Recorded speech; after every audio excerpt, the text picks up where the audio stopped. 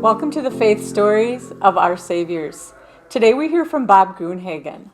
Bob and his wife Brenda have been at Our Saviors since around 1979. We thank him for his story and for the blessing he and his family have been and continue to be for Our Saviors. So Bob, can you tell me a little bit about how your faith began or where it really started and stuck with you? Well, how my faith began is, I had, good supportive family and grandparents that, I went to a small country church where, your neighbors went and half of your relatives went. So, everybody knew everybody. That was it. And, I went through the normal, religious experience as a young person, as a maybe a 3-4-year-old. We went to the parsonage where the pastor's wife told a little Bible story and that, and then you went through Sunday school and 3 years of confirmation and the examination in church and that whole thing, and so faith has always been a part of my life, but it really didn't. My faith journey really didn't begin until I was about 14 years old.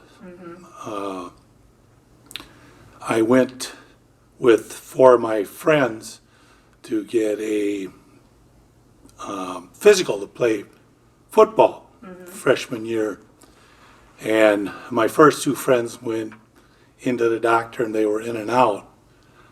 I went in and I was there and the doctor was listening and he was checking me all over, and finally he said, "Well, you have a heart murmur." Well, a 14-year-old kid, I didn't know. I grew up on a farm. I was active. I threw bales around and cleaned out pens and did everything a person does on. So and I was always athletic as a young person, really didn't have any effect.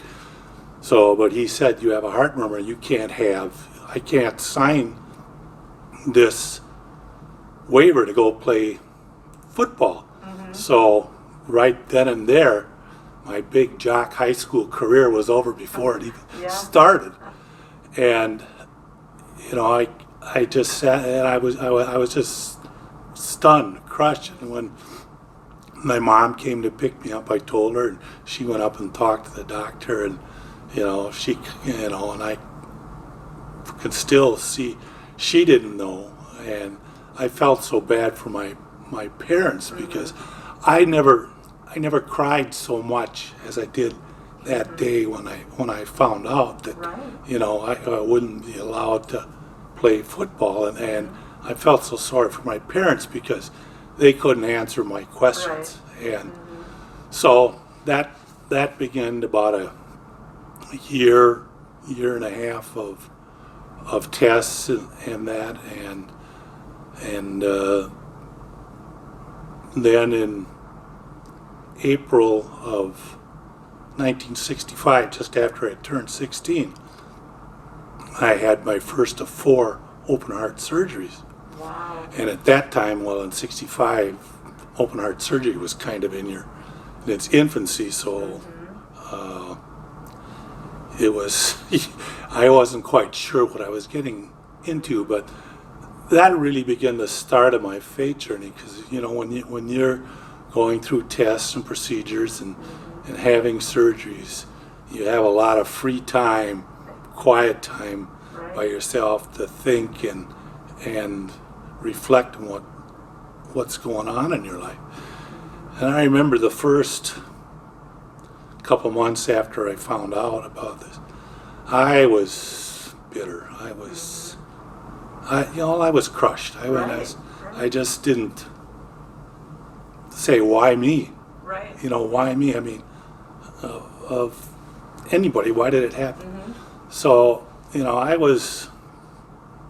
Lord and I were struggling for a while.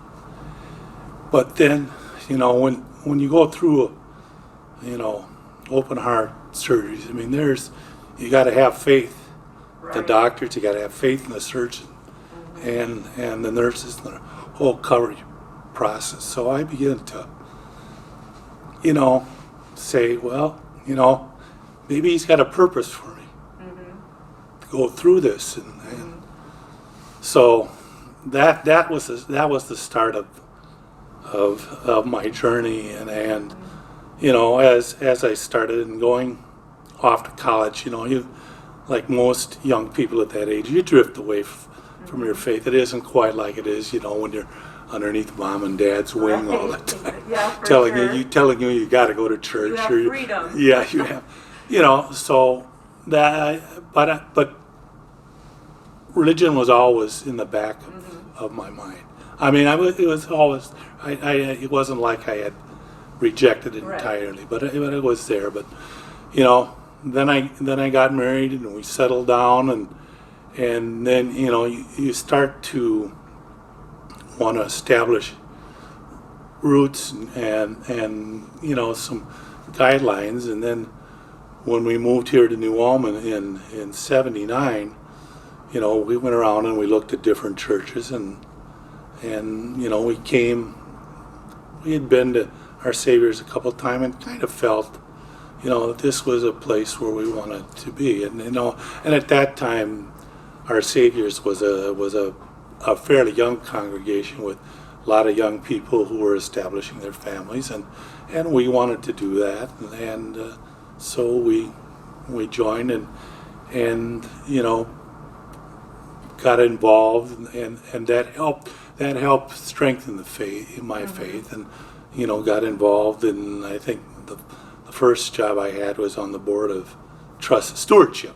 Oh, I think okay. that was the first time and that was shortly after, I think the following year after we joined. But and that's helped expand my faith structure as I've gone, and then like I said, I've had 3 other open heart surgeries since that one I had in '65, and there's been other instances in my life where God has challenged me. I don't think He ever told me. He says, "Well, your life is going to be, A piece of cake. piece of cake, and you're going to be."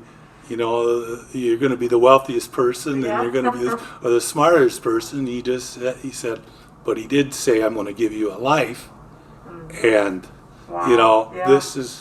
this is how it is, and you'll decide how you want to do it, based upon it, and that's kind of where my life has gone from there. I mean, it's it's been ups and downs, but people have helped,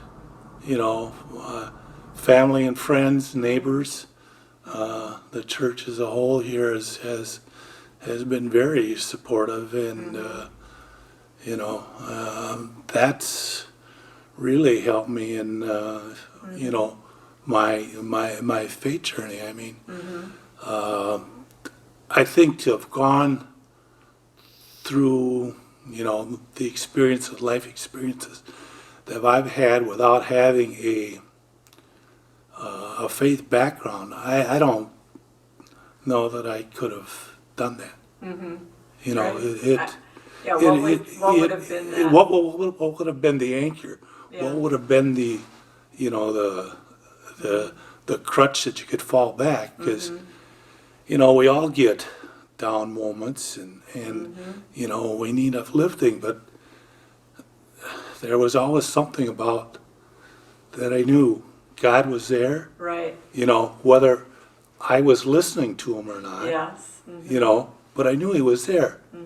And and then as Heidi started going into Sunday school and youth programs, I mean, you get involved in Yeah. that to make sure that she's learning properly, and again, that was just another instance of how it supported my faith journey along the line there, and So you said that, God never said like, oh, life's going to be a piece of cake and all Right. easy.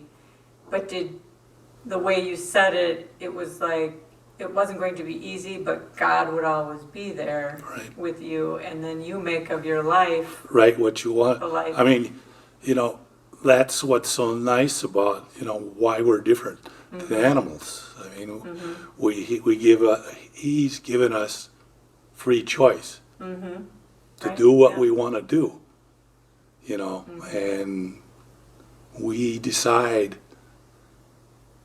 to what extent we want to follow what we know or what he has taught us or how he wants to live our life and go from there, Yeah. and I'll be the first to admit that, in in my youth and when I was in college, I was far from, Right. a perfect person, but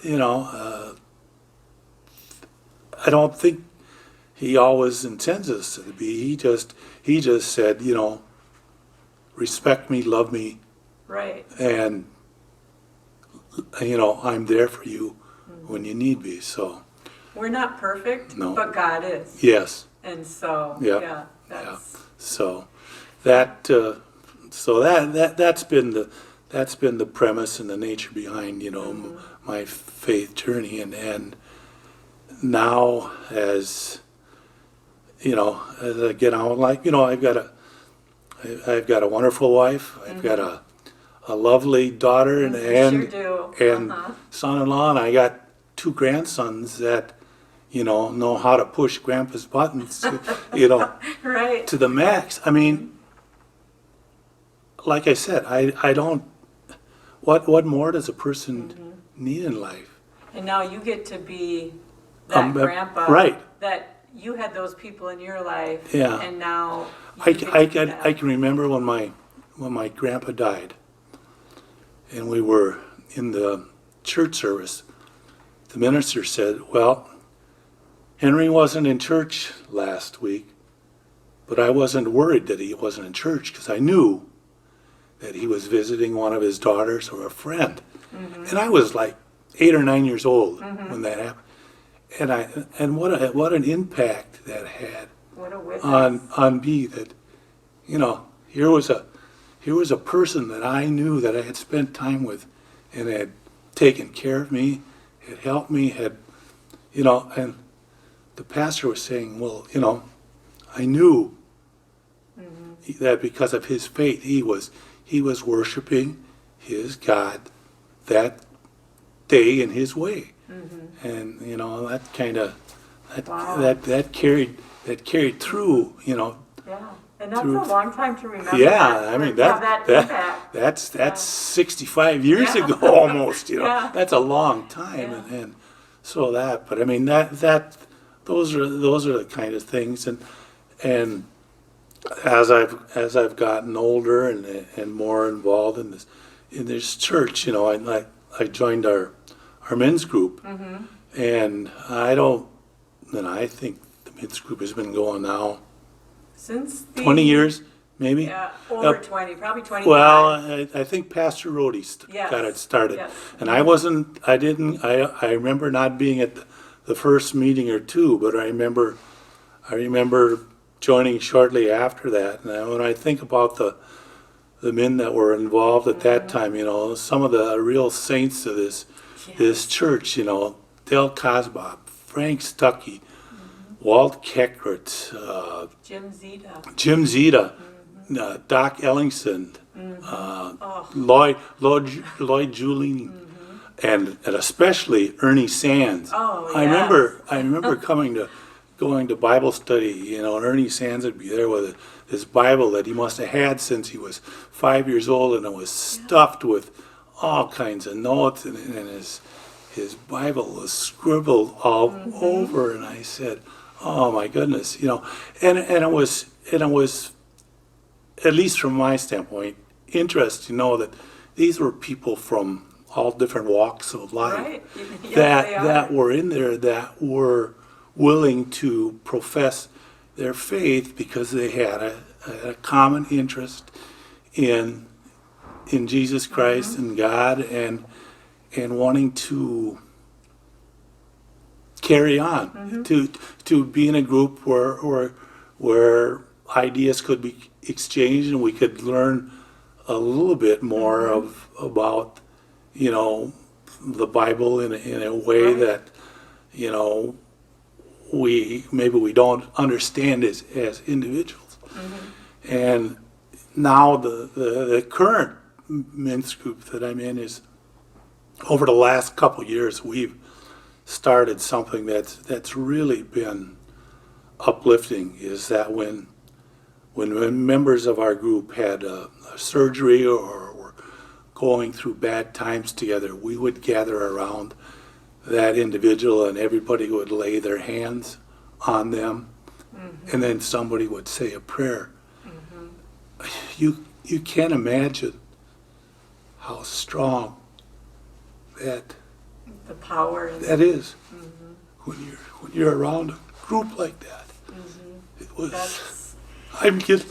Hey, when you just say all those names, Bob, I No, have to say it's- I get teary too. These are. It's as you just an awesome experience. So I guess I would throw out to the men of our Saviors, once we get through this COVID thing, I would suggest you at least come for one visit. We're not real theologians. We're not technical. We're just, a group of guys that like to get together, and we have roles before we start, and we just like getting acquainted and going back and forth, because for some of us it's the only time we get together with this particular person, or it's the only time our paths cross. But over the 20 years I think I've been I've developed friendships that if I wouldn't have joined the men's group, I don't think I would have those. So I think that's just a beautiful testament to what really the body of Christ is for each other. Yeah. And to have that support, prayer together, and really to just how do we live out our faith? Yeah, today? I mean, we're again, I said we're not real theologians, and we're not looking for the deep meaning. And most of the time, we follow the lectionary that's in the service. So what goes on Saturday, we hear on Sunday, and it helps us look at it from a different point of view. And it's always good getting somebody else's perspective, because we've had some pretty heated discussions and differing viewpoints, but at the end, after we've said the Lord's Prayer, we go away and we're friends and in Christ and go forward. So so that's been my faith journey. Well, that is a wonderful faith story, and I can hear the many different people who have touched your life and been a part of your faith. And now I just want to say that you're doing the same to the other people in the men's group. When you start thanking people and acknowledging people, I always hesitate that because you're always going to miss somebody. For sure. You're always going to overlook somebody, and I hate to do that, but there have been people in this, and I could and when I first started here, Jerry Weir got this. He told me, he says, "Well, I think you should be on a board to be, to be involved in church." And I look at that and I think, well, he didn't have to do that. Right. He could have just gone. So I mean, there's so many people that, and there's people now. I mean, that continue to do that. Yeah. Well, oftentimes it is that one-to-one. Yeah. Someone's saying, "Hey, you should come to men's group," or "Hey, you should be on a board," or whatever that might be. So, I mean, when we first joined here, I mean, they had a strong. Well, I don't know if it was a marriage encounter group at that time, but that helped Brenda and I get acquainted with other couples our age that had children or were in the process or wanted to have children, and that, somewhere along the line, I think, Right. that all helped Right. grow my faith and in our faith as a couple, and so. Well, thank you so much You're for welcome. sharing your story, and thanks for just being a part of this church. And you. you've been a blessing to me, your whole family. Thank you. Thank you. You're welcome.